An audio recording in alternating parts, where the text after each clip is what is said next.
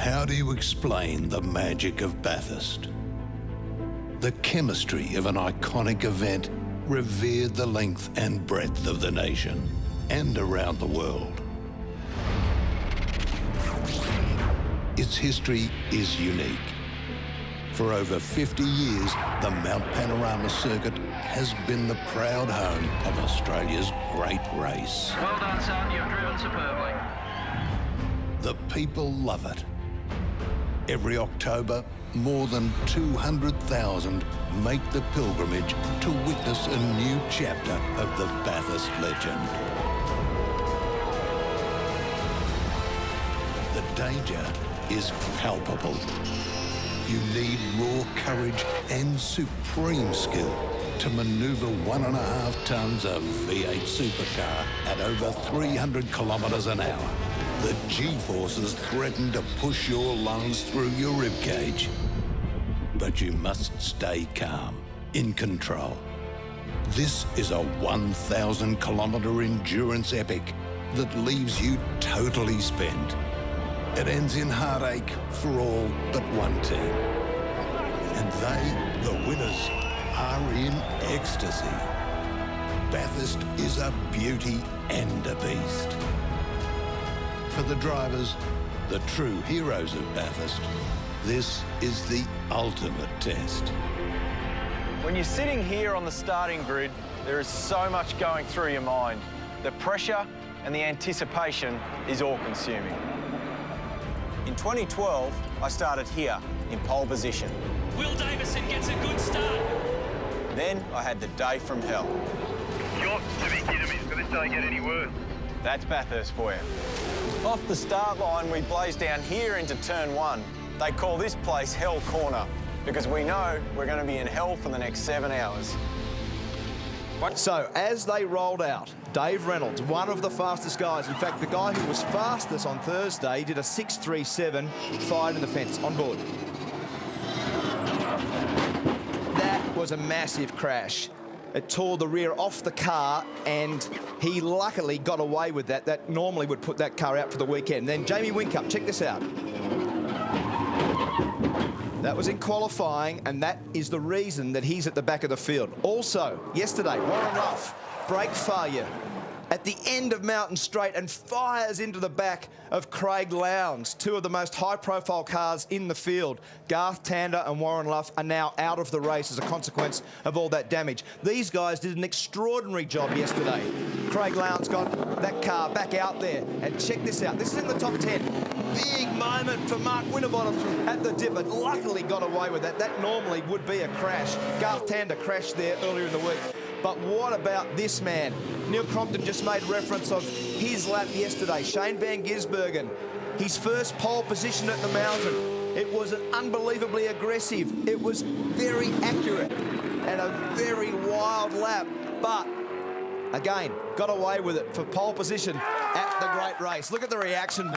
Check that out, Brett. Fantastic. That image of Shane Van Gisbergen's eyes, I will remember forever from yesterday. That was incredible. So out of all of that, we ended up with a complete picture of the starting grid. Here's how it looks for the great race. Shane Van Gisbergen, as we said, will start from pole position. The 25-year-old Kiwi earning his first ever Bathurst pole. Beside him will be defending champion Mark Winterbottom. Scott McLaughlin put the Volvo on the second row. And great to see the names Moffat and Perkins in that top 10 as well. And James Courtney will start from 10th on the grid. A lot of interest as we move our way further down through the grid. Of course, have a look there on row 9, Holdsworth and Baird and Ingle and Blanchard. Good result there for Russell Ingle.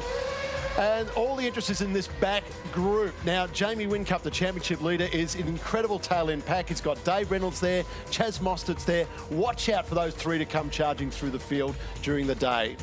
Well, we have 184 cameras and 330 crew on track and around the mountain as part of Australia's biggest annual television broadcast. Out and about, we've got Edwina Bartholomew in pit lane. We've got Rihanna Crean and a man who lined up on the start here 10 times as a driver. One of those from pole position, Mark Larkham. And Larko, you did 12 years here as a team boss as well, and you still get those tingles being in pit lane on Bathurst Sunday.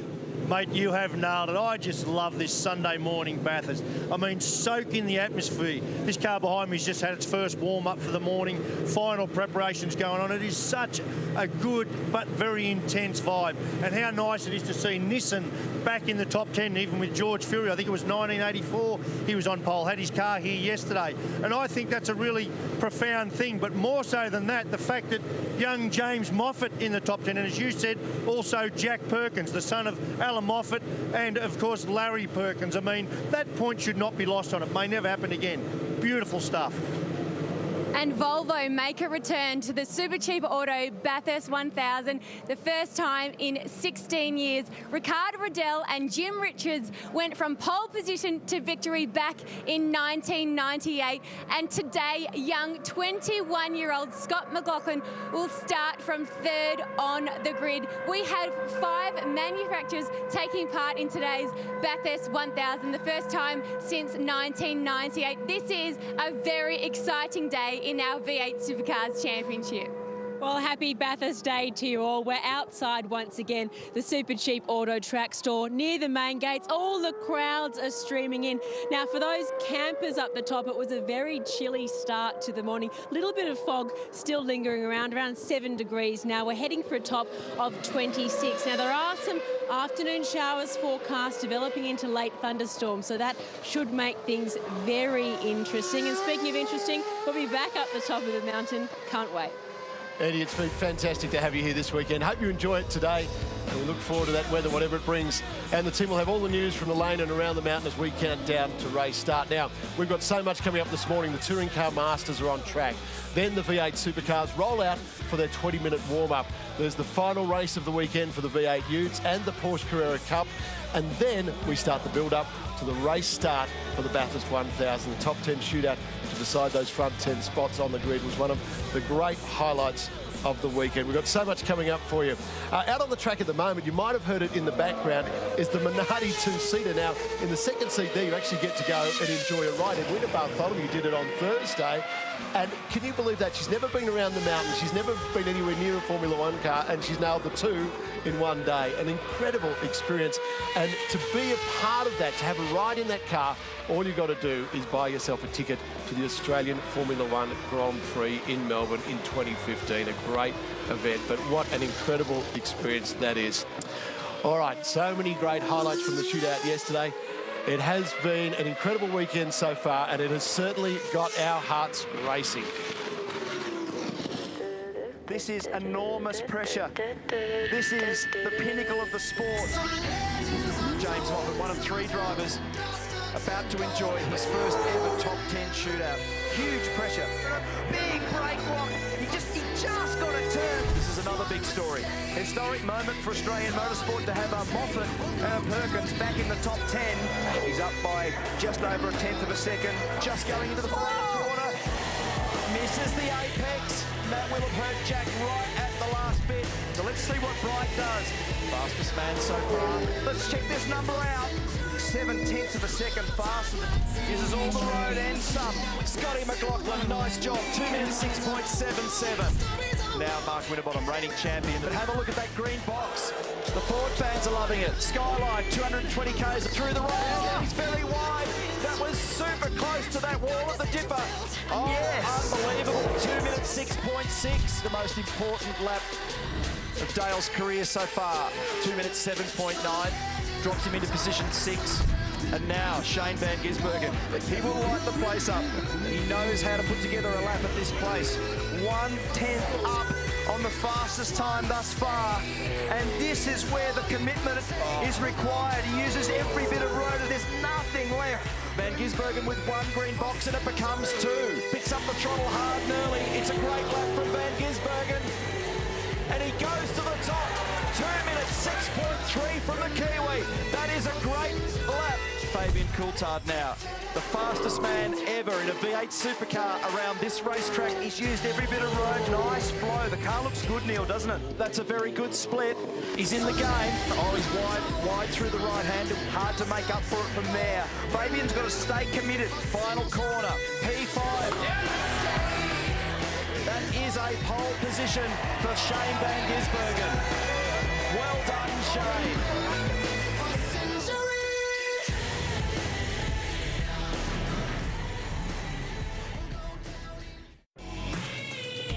Well, this is what they're racing for today, the Peter Brock Trophy. This is the slightly smaller replica version.